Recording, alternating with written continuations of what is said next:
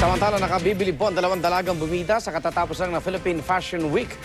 Pareho po silang may kapansanan sa paningin, pero kahit minsan hindi raw nila ito itinuring na hadlang sa kanilang mga pangarap. Saksi si Aubrey Carambel.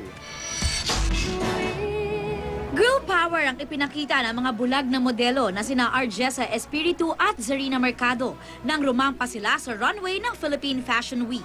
Para sa 23 anyos na si Arjessa na mula sa Pangasinan, dream come true ang moment na ito. Actually, paglabas ko pa lang, yung clap na po ng mga tao, hindi na po talaga maawat. Parang first time nilang makakita ng gano'n.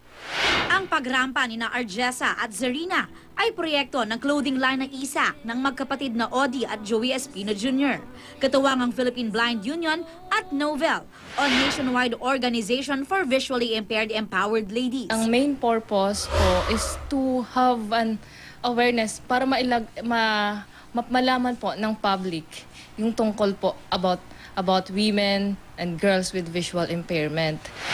Yung persons with disabilities may karapatan din ma-enjoy yung ganitong klaseng activities. Hindi ito ang unang pagsabak sa entablado ni Arjessa. Siya rin kasi ang nagwagi sa Miss Philippines on Visions 2013. Overwhelmed po ako noon kasi sabi ko, hindi ko naman to gagawin para sa akin. Parang, syempre inaangat ko po yung larangan po ng mga taong may kapansanan. Ako si Aubrey Carampel, ang inyong saksi.